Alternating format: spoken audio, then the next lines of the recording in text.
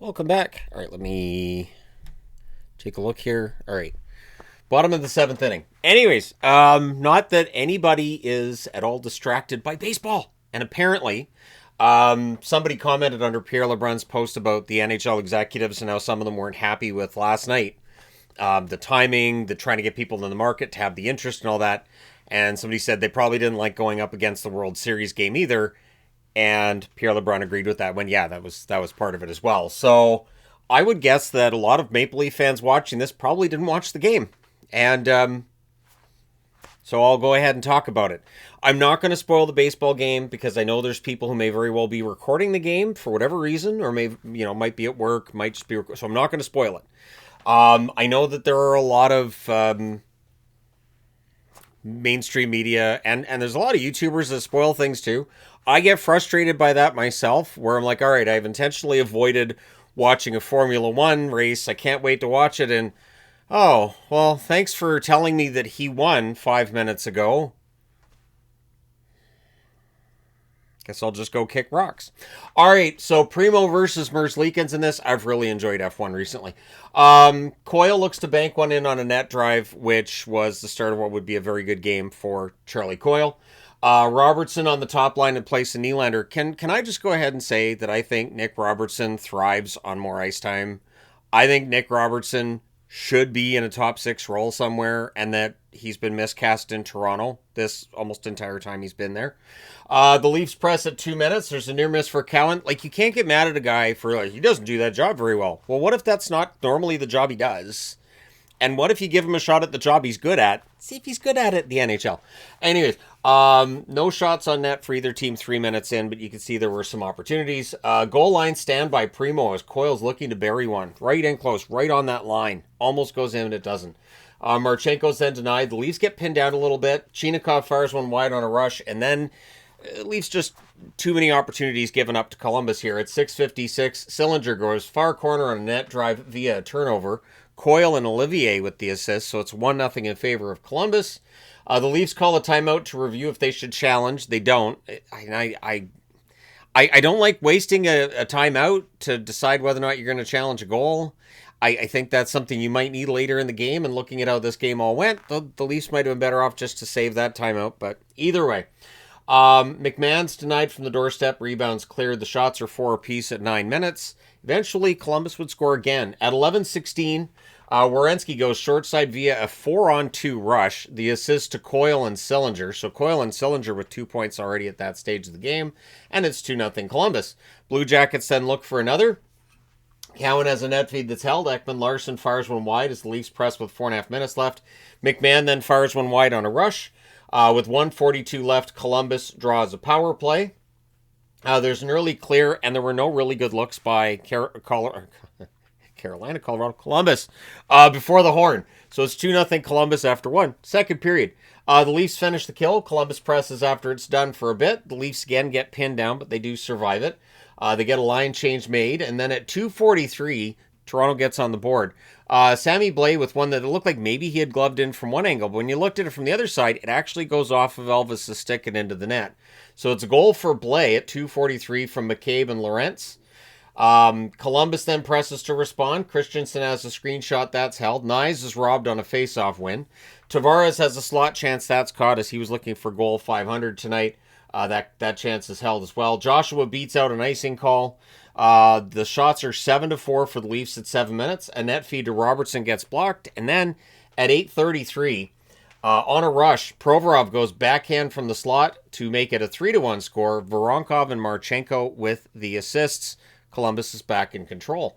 Teams trade turnovers. Sillinger has a one-timer that goes wide. Lorentz has a rush chance that's blockered aside. Riley has a screenshot that deflects out as the Leafs press. And then at 13:24, it's a cross-ice pass and in via a 2-on-1 rush. Sillinger scores from Coyle and Werenski. So Sillinger, who has been cold, heats up tonight. And we'll see if this carries on into the next game or not. The shots are 11-7 for Toronto with 5 minutes left, though 2 of the 3 goals have been scored by Columbus at this stage. Tavares is denied in close. Merzlikins holds there. Lorentz hits the boards hard after a net drive. He was helped into the boards by Christensen.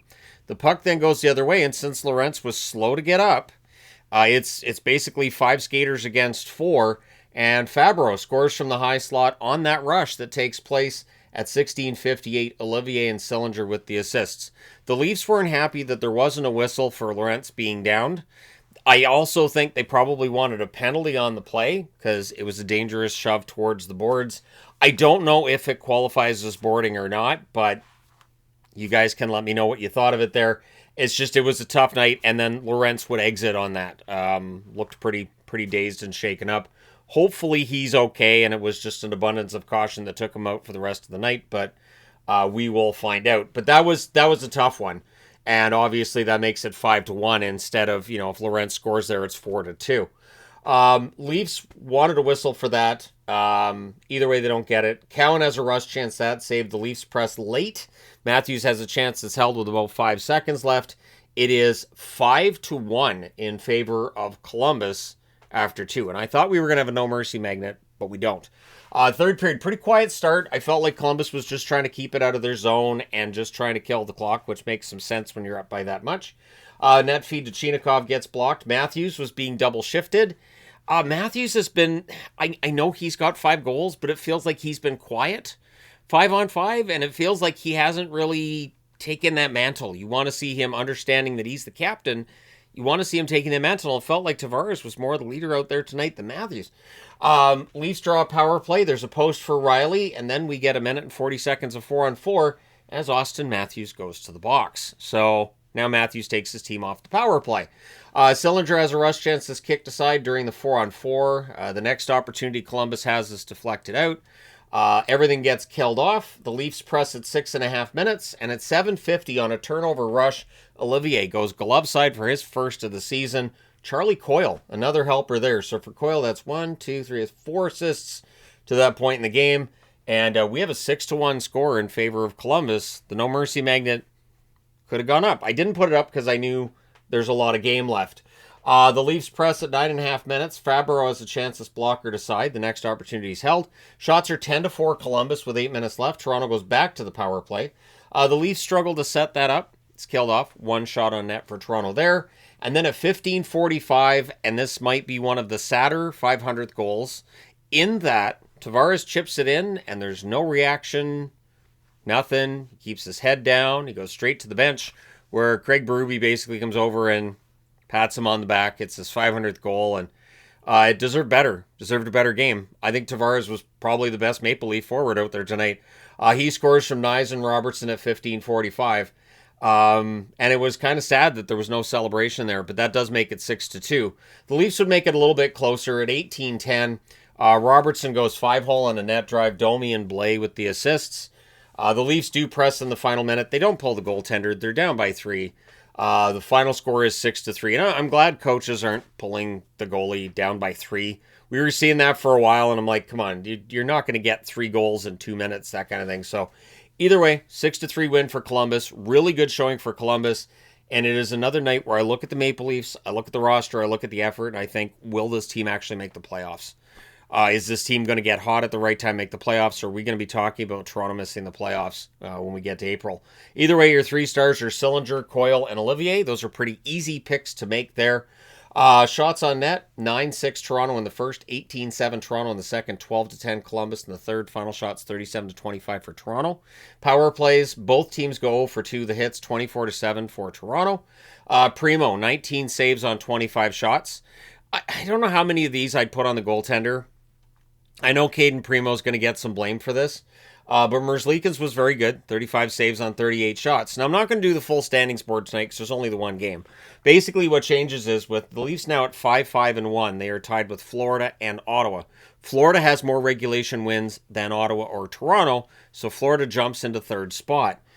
Columbus, with their 6-4 record, they are now the number 2 wild card. They're tied in points with Washington, who are the first wild card, and Carolina, who are third in the Metro.